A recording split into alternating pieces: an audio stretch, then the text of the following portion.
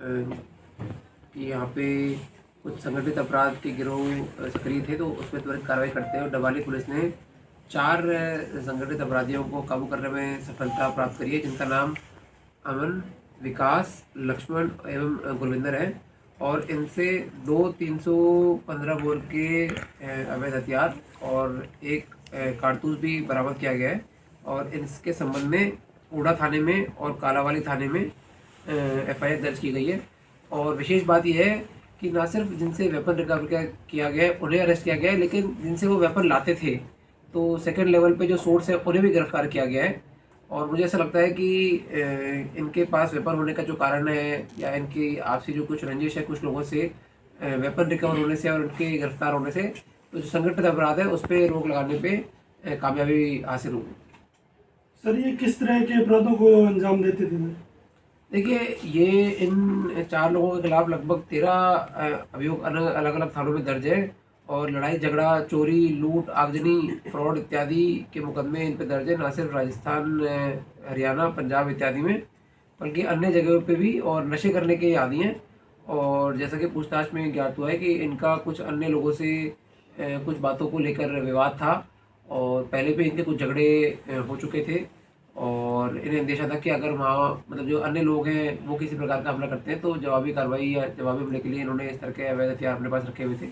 तो इस पे कार्रवाई करते हुए इनको अरेस्ट किया गया है और वेपन भी रिकवर किया गया है। 2 वेपन, अवैध हथियार और 1 जिंदा कारतूस इनसे बरामद किया गया है। तो प्रारंभिक पूछताछ में सर कैसे ये लेके आते, हथियार कहाँ से लेके आते थे, इसका कुछ खुलासा हुआ? तो देखिए, इसमें जो ये अमन है, ये विकास नाम के व्यक्ति से वेपन लेकर आए थे। और जो विकास एक काला नाम का व्यक्ति है, उनसे वेपन लेकर आए थे, जो 3rd लेवल है। बट जो ये तीसरे लेवल पर जो है काला, इनकी मृत्यु हो गई है कुछ दिन पहले कुछ एक्सीडेंट वगैरह में। लेकिन फिर भी हमारी पूछताछ जारी है कि ये वेपन कहाँ बनता है, कैसे बनाया गया। और इसके अलावा जो ये लक्ष्मण है, जो सीआईए का कालावाली टीम ने गिरफ्तार किया, ये गुरविंदर नाम के व्यक्ति से वेपन लेकर आए थे। तो ये गुरविंदर को भी अरेस्ट किया गया है। और आगे जैसी भी पूछताछ होगी और जो भी साक्ष्य सामने आएंगे, आपको अवगत कराया जाएगा। ऐसे किस तरह सर आसानी से ये वेपन जो है एक जगह से दूसरी जगह पे ले आते थे? देखिए, ये जो अवैध हथियार होते हैं जो बनाए जाते हैं, उस तरह के हथियार हैं ये। तो हमारा अभी फोकस इस पे ये है कि ये कैसे बनाए गए, कहाँ बनाए गए, उसका पूरा पर्दाफाश हो। और एक बात इसमें और खुल के सामने आई है कि इसमें से कुछ लोग ऐसे हैं जो साइबर फ्रॉड में भी संलिप्त थे। और ये क्या करते थे कि अपना खुद का खाता या अपने जानकारों का खाता किसी को बेच दिया, और उसमें पैसे साइबर फ्रॉड के आते थे। उन लोगों को बताया जाता था कि आप अपना कमीशन वगैरह जो भी है वो कट रख के पैसे आगे वापस कर दीजिए। और यदि किसी प्रकार का कोई इसमें आनाकानी करता था, तो वेपन से उसको डराने धमकाने का भी प्रयास करते थे। तो वेपन का एक इस्तेमाल ये भी रहता था इनके पास में। और इस संबंध में अनेकों मुकदमे इनके विरुद्ध पहले ही दर्ज भी हैं। तो क्या ऑब्जेक्टिव क्या है सर इनका, मतलब क्यों इस दुनिया में आए ये लोग?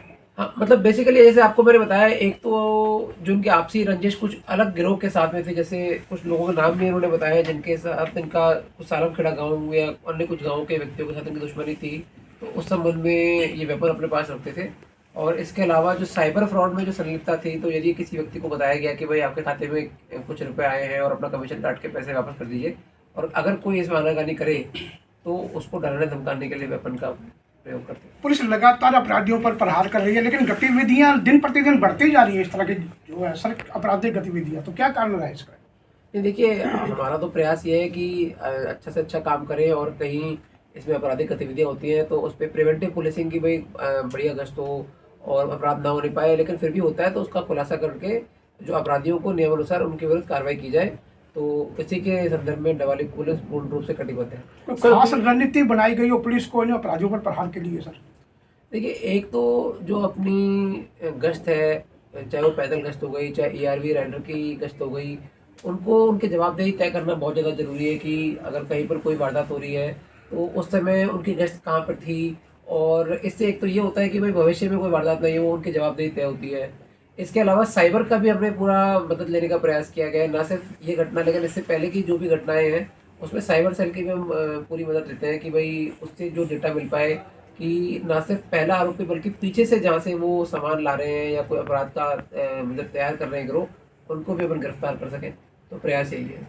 सर अभी सिलसिलेवार तरीके से डबवाली शहर में चोरियों की घटनाएं हुई हैं, तो कोई इनपुट उसमें पुलिस को मिल पाया है? हाँ नहीं, बिल्कुल मिल पाया। अपन ने कुछ चोरियों की वारदातों को ट्रेस भी किया गया है, और आगे भी मतलब कुछ दिनों में आपको जो कुछ घटनाएं हुई हैं उनको ट्रेस करने के समय में आपको अवगत करा दिया जाएगा।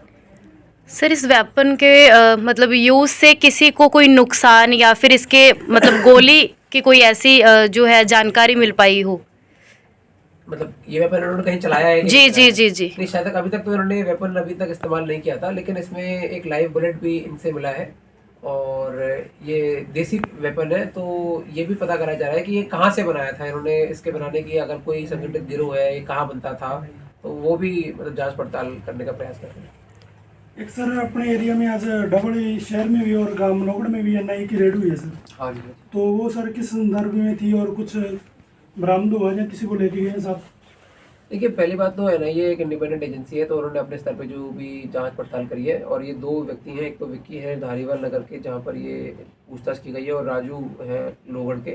पर इस संदर्भ में एनआईए द्वारा स्वतंत्र कार्रवाई की गई है, और इसके बारे में तो वही ज़्यादा डिटेल में बता पाएंगे। तो सर इनकी कोई किसी के नेतृत्व में टीम आई सर? वो हाँ, एक डिप्टी सुपरिटेंडेंट ऑफ पुलिस जो एनआईए के अधिकारी हैं, उनके नेतृत्व में वो टीम आई थी, और उन्होंने अपनी जो स्वतंत्र कार्रवाई है वो करी है। Thank you sir.